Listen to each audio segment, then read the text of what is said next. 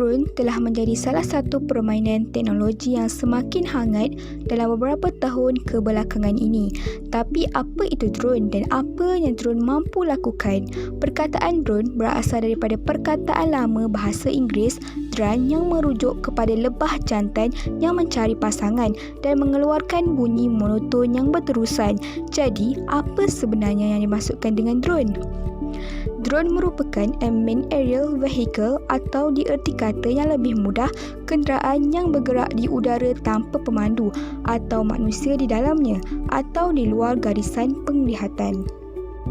Pada masa lalu, drone kebiasaannya digunakan bagi tujuan ketenteraan di mana ia digunakan untuk latihan tembakan anti pesawat, risikan dan juga sebagai senjata. Namun hari ini, drone banyak digunakan secara meluas bagi tujuan lain seperti mencari dan menyelamat, pengawasan, pemantauan trafik dan cuaca, bantuan memadamkan kebakaran, agrikultur ataupun pertanian, secara peribadi dan juga untuk pengembaraan. Di Malaysia, semua perkara yang berkaitan dengan pesawat dikendalikan oleh pihak berkuasa penerbangan awam Malaysia iaitu CAAM. Fungsi CAAM adalah untuk mengatur keselamatan penerbangan di negara ini termasuk menetapkan standard penguatkuasaan dan memastikan semua perkhidmatan yang dijalankan sesuai dengan Undang-Undang Malaysia. CAAM membahagikan drone atau sistem pesawat tanpa pemandu kepada 3 kategori. Yang pertama adalah sistem pesawat tanpa pemandu kecil. Yang kedua adalah pesawat pengawasan kecil tanpa pemandu yang mempunyai kamera yang boleh mengambil foto dan video. Yang ketiga adalah sistem pesawat tanpa pemandu lebih daripada 20 kg. Kementerian Pengangkutan Malaysia melalui Agensi Pengawaslian Penerbangan Pihak Berkuasa Penerbangan Awam Malaysia CAAM mengumumkan pelancaran 3 garisan panduan CAD baharu pesawat tanpa pemandu atau lebih dikenali sebagai drone di Malaysia yang berkuat kuasa 1 Mac 2021. Ia adalah seperti berikut. Yang pertama adalah untuk Organisasi Latihan Juruterbang Kawalan Jauh RPTO. Yang kedua adalah Operasi Pertanian UAS AGR. Yang ketiga, Projek UAS khas SUP. Penerbitan CAD baharu ini adalah untuk menampung peningkatan operasi UAS yang melibatkan pelbagai bidang. Dalam usaha ini, CAAM telah menetapkan standard keperluan dan prosedur kepada individu dan pengendali di Malaysia untuk bidang pertanian, organisasi latihan, penyelidikan dan pembangunan operasi secara Beyond Visual Line of Sight BVLOS dan operasi-operasi lain yang berkaitan.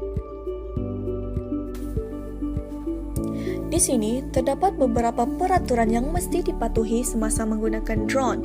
Yang pertama, anda dikehendaki untuk sentiasa melihat pesawat dengan mata anda sendiri dengan syarat drone anda tidak boleh terbang malam dan tidak boleh terbang di dalam atau melalui awan dan juga kabut.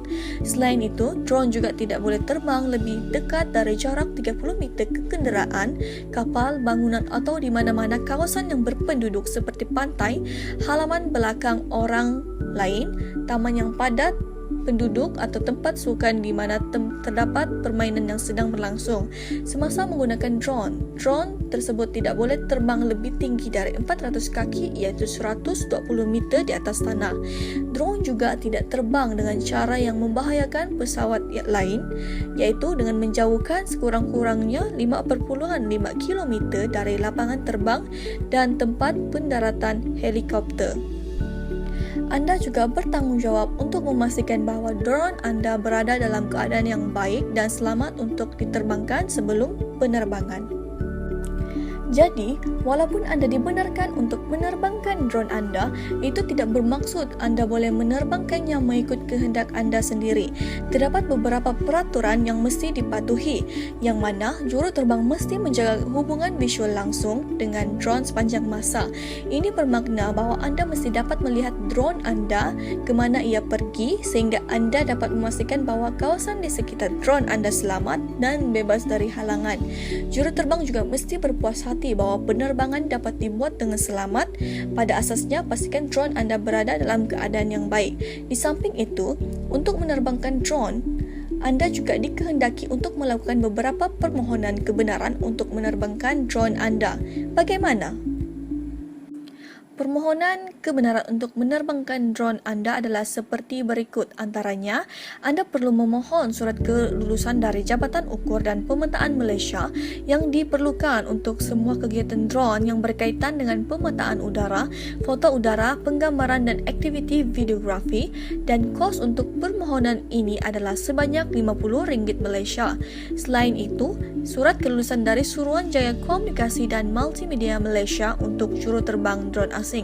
Para pendengar sekalian, persoalan berkenaan dengan pembayaran untuk meminta kebenaran menerbangkan drone adalah untuk drone yang mempunyai berat 20 kg ke bawah, ianya memerlukan bayaran sebanyak RM250 Malaysia, manakala untuk pembayaran drone melebihi 20 kg adalah sebanyak RM1,000 Malaysia.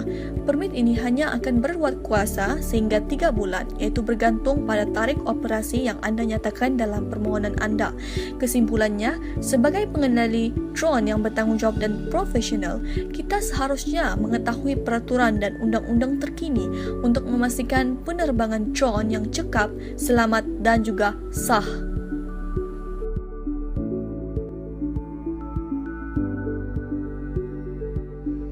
Kita masuk kepada jenis drone. Yang pertama adalah quadcopters, yang mana quadcopters ni adalah drone yang paling awal dan paling popular di dunia. Dan drone jenis ni mudah didapati di pasaran, dan ianya menggunakan 4 kipas, dan kipas tersebut itulah yang berfungsi untuk mengangkat dan memutarkan drone tersebut.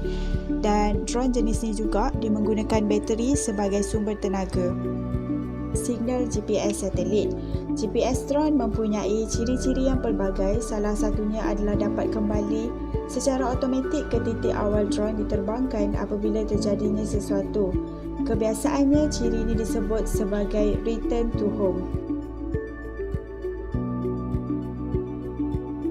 Yang ketiga adalah RTF drone. RTF drone merupakan singkatan daripada perkataan ready to fly, yang mana drone ini tidak mempunyai sebarang kesulitan untuk menggunakannya.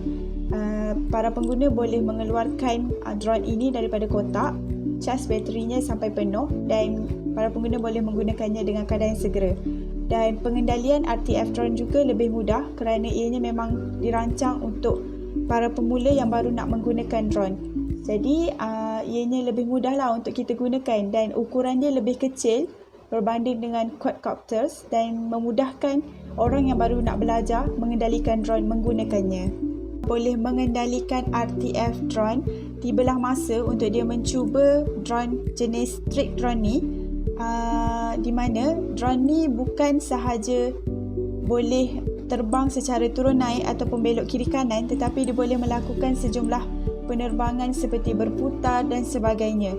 Ukuran drone ni juga tak terlalu besar, panjangnya hanyalah sekitar 26 cm sahaja, beratnya pun tidaklah terlalu berat.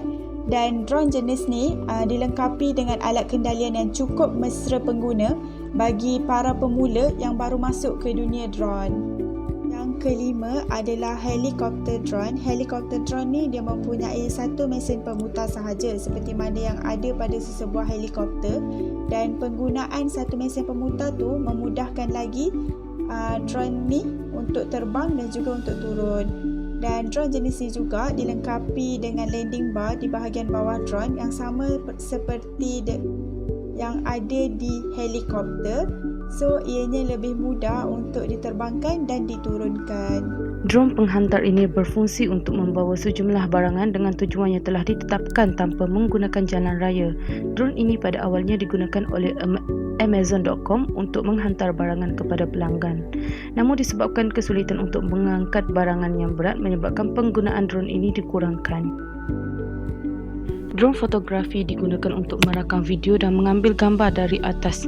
Lensa drone ini dilengkapi pelindung agar ianya tidak terjejas apabila berlaku cuaca buruk. Drone ini juga dilengkapi dengan Wi-Fi menyebabkan penggunanya boleh melihat secara langsung objek yang ditangkap lensa kamera sebelum menjadikannya sebuah foto. Racing drone ini kebiasaannya digunakan untuk acara sukan terutama yang berkaitan dengan perlumbaan. Drone ini direka dalam bentuk ramping supaya ianya mampu bertahan dengan tekanan angin semasa berada di atas. Drone jenis ini amat mengutamakan kecepatan.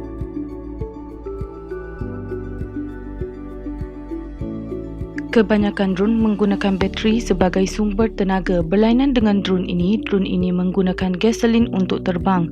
Drone ini mampu bertahan lama berbanding yang menggunakan bateri. Drone ini juga mampu mencapai ketinggian yang lebih baik berbanding drone yang menggunakan bateri. Endurance drone ini mempunyai tahap ketahanan yang tinggi. Drone ini direka untuk terbang tinggi yang mencapai ribuan meter dari permukaan tanah. Drone ini dapat digunakan selama berjam-jam lamanya sebelum diisi ulang baterinya. Drone jenis ini kebanyakannya digunakan oleh pihak ketenteraan.